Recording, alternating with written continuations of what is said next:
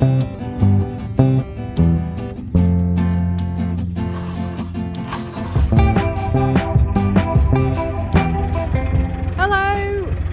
welcome back to another video of me on my narrowboat. First of all, I wanted to say thank you to everybody who has watched my previous videos and everybody who has subscribed to the channel and left nice comments on my videos as well, because it's really nice to know that people are enjoying watching them. Now, one of the comments was from a woman who is planning to get her own narrowboat next year, and she was asking me how I do knots and how I moor my boat. So today I thought I'd show you how I do that. But first of all, I need to move the boat for a few miles and I need to find a spot to moor the boat.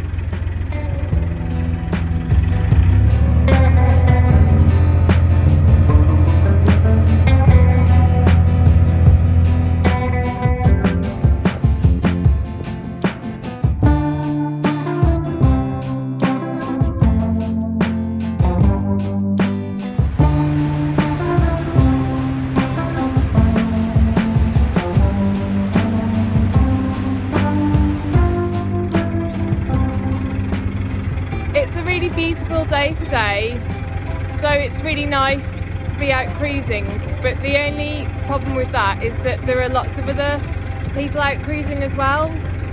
So I've just had to pass 3 other boats in the space of a couple of minutes, and it was in quite a tight area as well because there were lots of boats moored there as well. So it is a little bit more stressful on days like this when there are lots of other people out on their boats too. There's a horse over there. I'll try and show you the horse.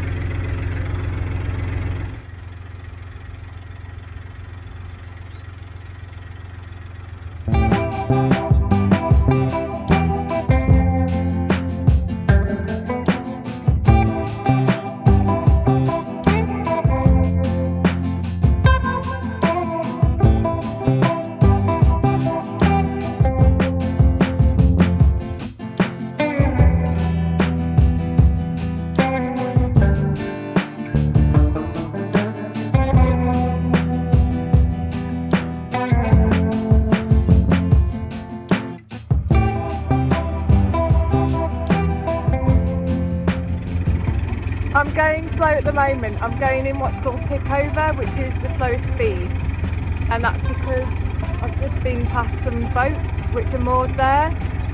So whenever you go past other boats which are moored, you have to go into tick over.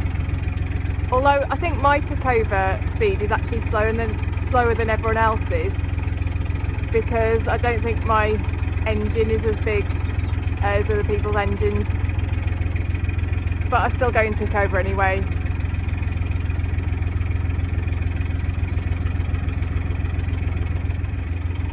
By the way, I think the speed limit on canals is 4 miles an hour, and you don't have a speedometer like you do on a car.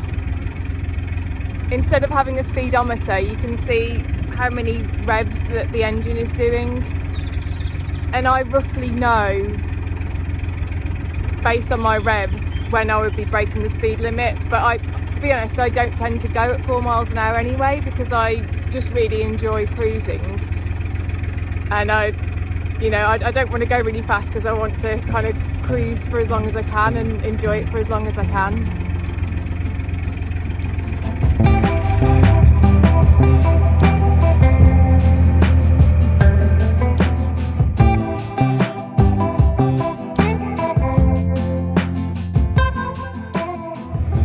I'm just really enjoying cruising today. It's such a lovely day. It's probably the nicest weather I've had for absolutely ages. I don't know, it's been so windy and rainy over the past few months, but today is absolutely gorgeous.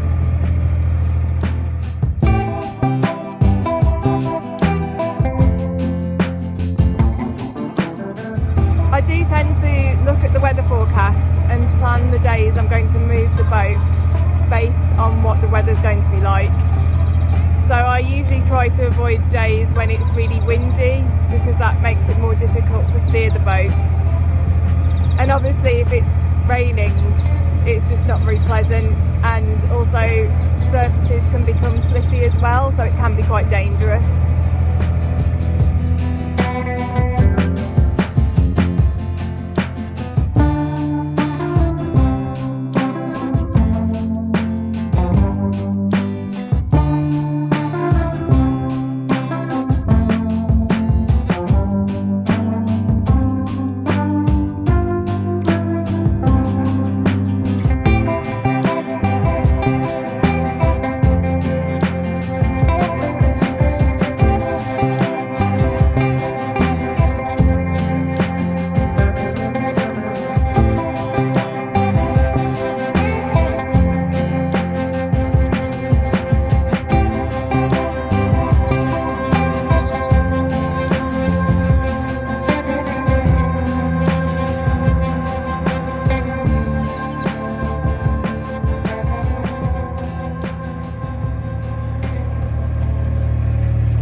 I was just waving at some people going over the other bridge on horses, just in case you think I've gone mad.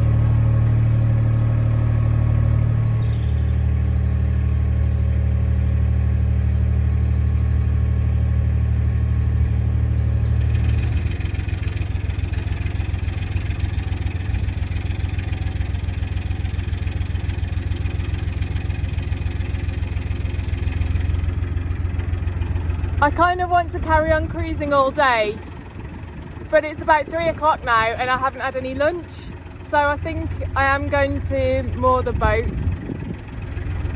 Whenever I moor the boat, I try to look for somewhere that has pilings, and pilings are the metal things that you see on the towpath at the side of the canal.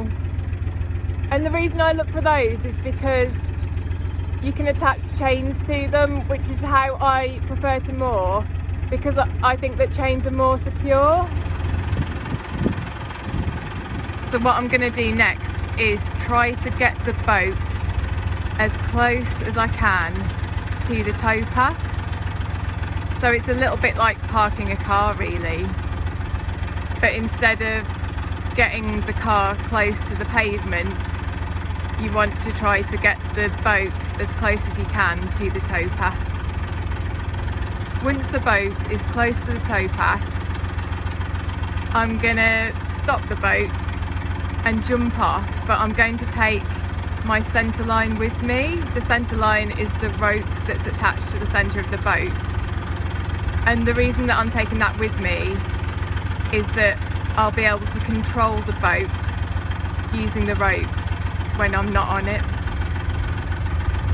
That's really important if you're a solo boater like me, because if you don't have the centre line with you, the boat can drift off into the centre of the canal when you're trying to moor it.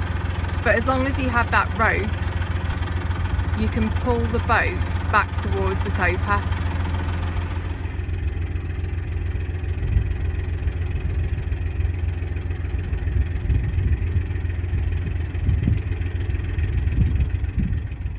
Now I usually start by tying the boat to the towpath from the back, and obviously while I'm doing that I can't hold on to the centre line.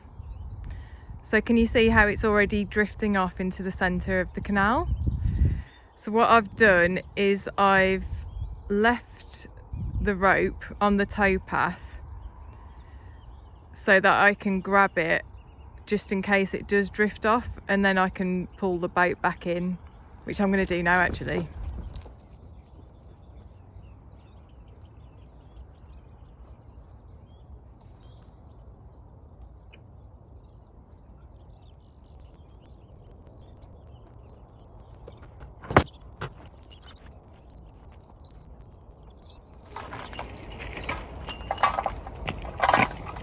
Do you need a hand or anything? No, I'm alright, thank you though. Yeah. Cheers, thank you.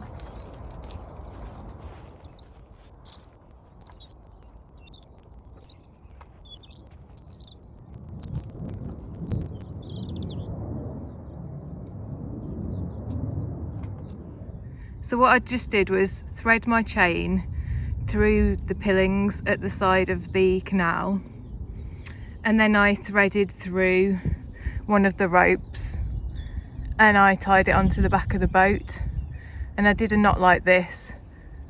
I'll try to show you how I did that knot when I do one on the front of the boat.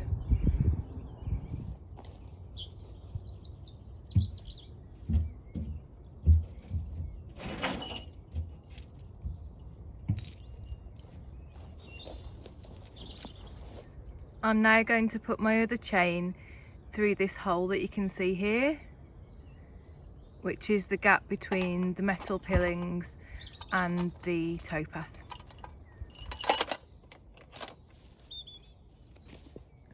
For the next bit, I'm going to show you a trick that another boater showed me, and it's a way of making sure the boat is quite tightly moored and it's close to the towpath. You basically get back on the boat once your rope has been threaded through the chain, and when you pull the rope, it pulls the boat towards the towpath while you're on the boat.